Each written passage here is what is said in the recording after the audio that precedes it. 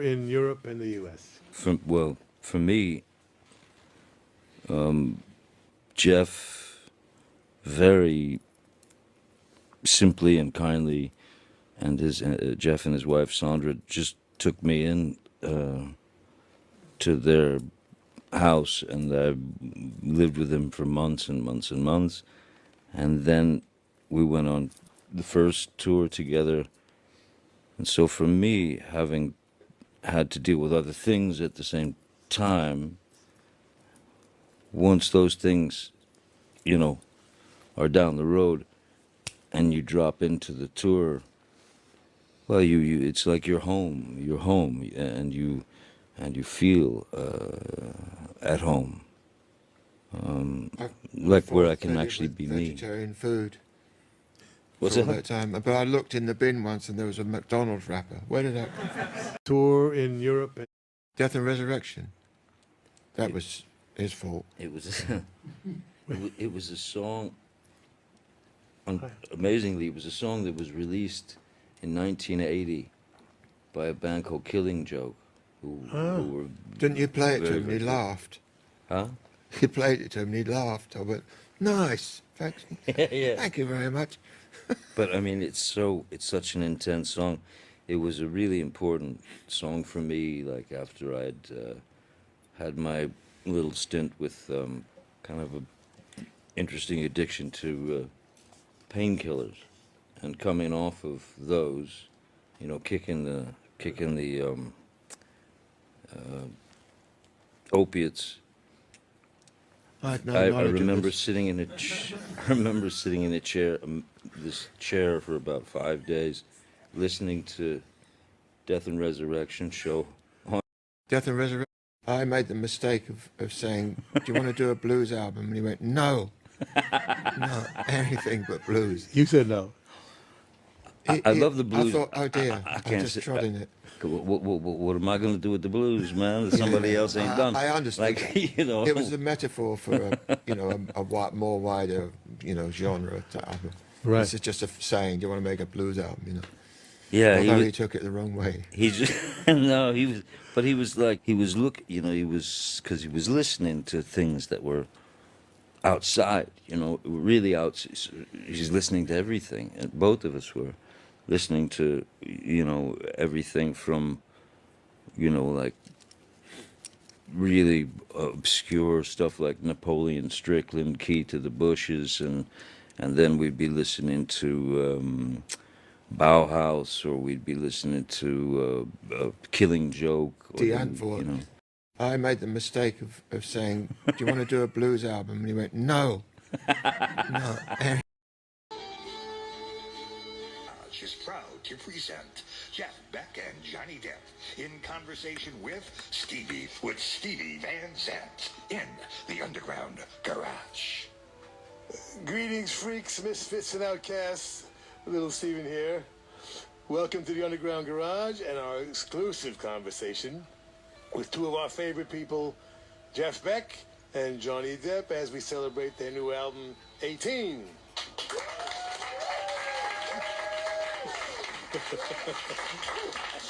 I beg your indulgence for the next 5 minutes or so. I must provide a bit of context for these two special gentlemen. There's a rule in show business that the first time an audience finds you, if you're lucky enough for an audience to find you, they define you. And if you're smart, you pretty much hang on to that identity with both hands as long as you can. These two gentlemen have spent a lifetime breaking that rule, much to our listening and viewing pleasure. After a couple of tries of keeping the same band together, Jeff decided every record would be a new adventure. After his groundbreaking work with the Yardbirds, Jeff proved to be a master in multiple genres, from blues to rockabilly, hard rock, jazz fusion. And that includes having instrumental hits, which used to be a regular part of the pop charts, but had gone out of fashion for quite a long time until he actually single-handedly brought that back. Beginning with Jeff's Boogie, and then the incredible Beck's Bolero, the amazing Rice Pudding, and on to Freeway Jam and Star Cycle, etc.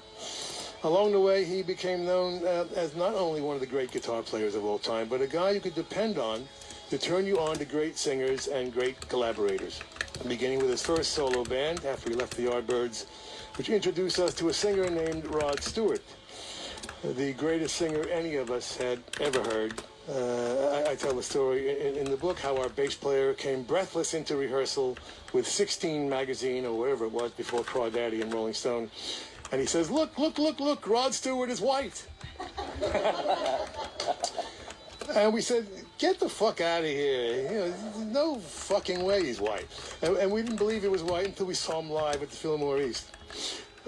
Jeff introduced us to Ronnie Wood as a phenomenal bass player, and he is phenomenal on those first two albums. We'd never heard of Nicky Hopkins, you know, the great session piano player, and he was also in Jeff's first band. And that pattern would continue to this day. Bobby Tench, Max Middleton, Jan Hammer, narrator Michael Walden, Jimmy Hall, Imelda May, Joss Stone, Rhonda Smith, Ross. you know, he had so many, right? We can't name them all. Rosie Bones, Carmen Vandenberg. So you know, if Jeff ever needs a gig to fall back on, you know, he'd make a great A&R guy. I'm telling you that right now. But that brings us to his latest discovery, this new kid named Johnny Depp.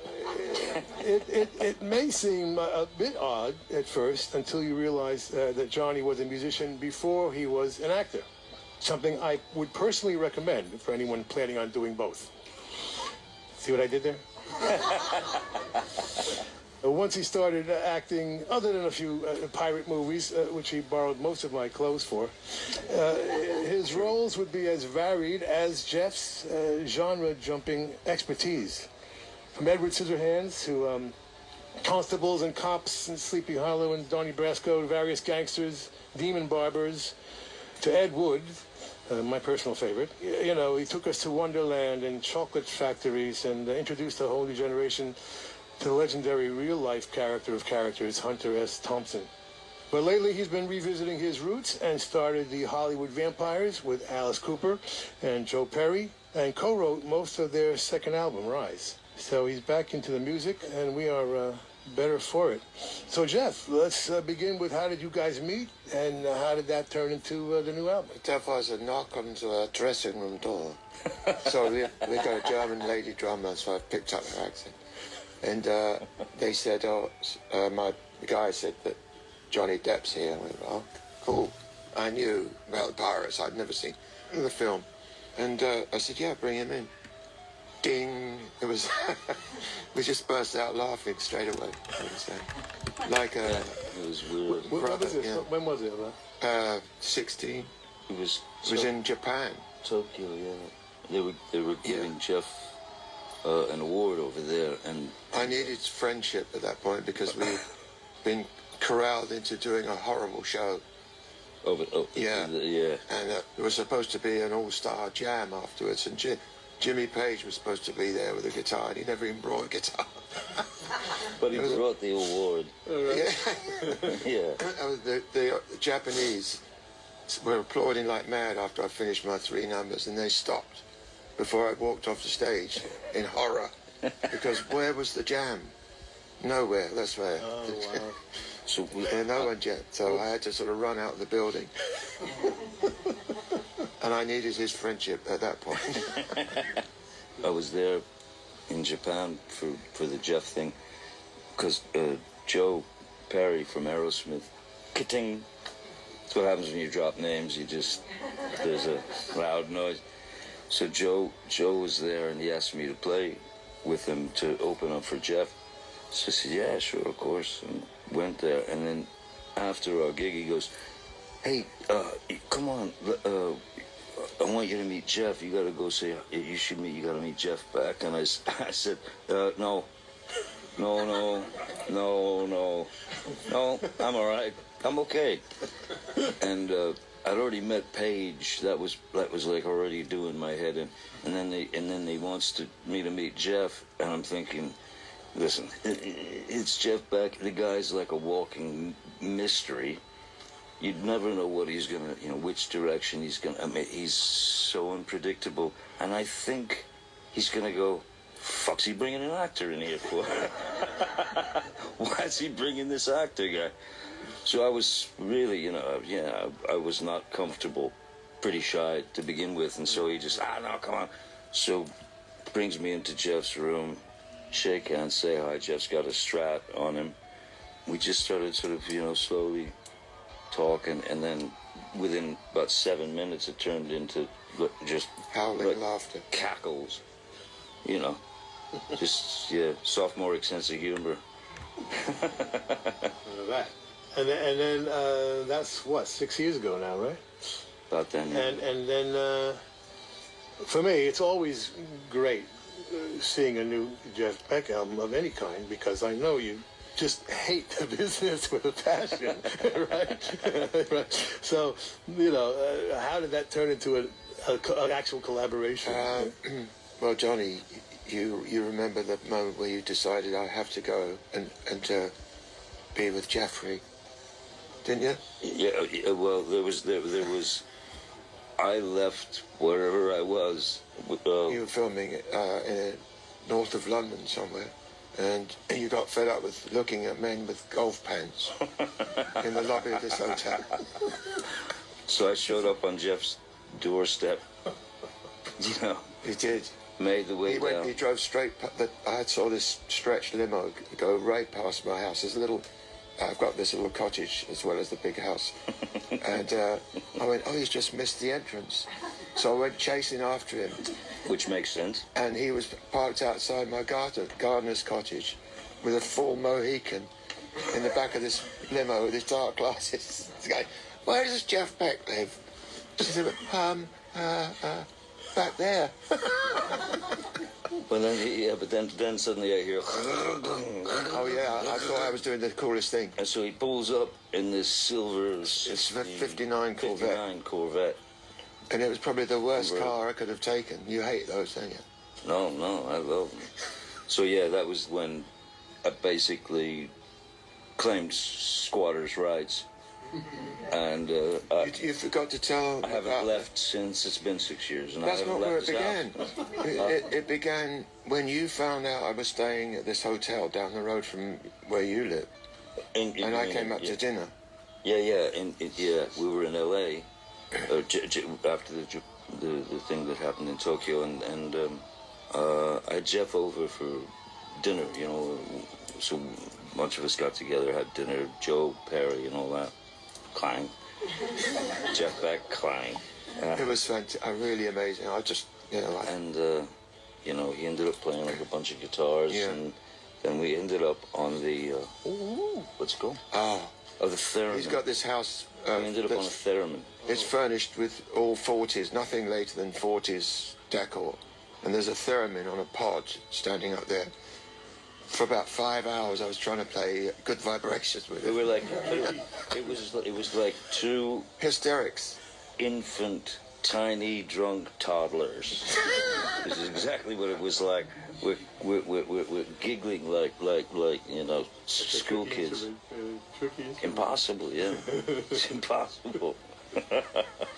But we did laugh. I asked him to play on one of the rockabilly track on the Vampires record. Bushwhackers. Bushwhackers, yeah. Right. Good one. Unbelievably, he played, this, because he's the king. His rockabilly chops are insane. Yeah. Amazing. So we did that, and then I sent him another track that I'd been working on, this thing, Hedy Lamar, and I sent it to him like this. Hi, Jeff, it's Johnny. Hey, this is a new song that I've been working on, and don't think that I'm asking you to play on this, because I'm certainly not. I would never do that to you, and even though I think it's a very good song and you'd sound amazing on it, I don't. You don't have to worry about that. I'm not going that way. I wouldn't do that to our friendship. But if you feel like playing on it. So the next text that came back was, send me the stems. That's the one you want to. Yeah, and then he sent back this transcendental solo, this thing that just sends you out into the stratosphere. So I was very lucky already at that point, and then we just kept laughing and coming up with ideas.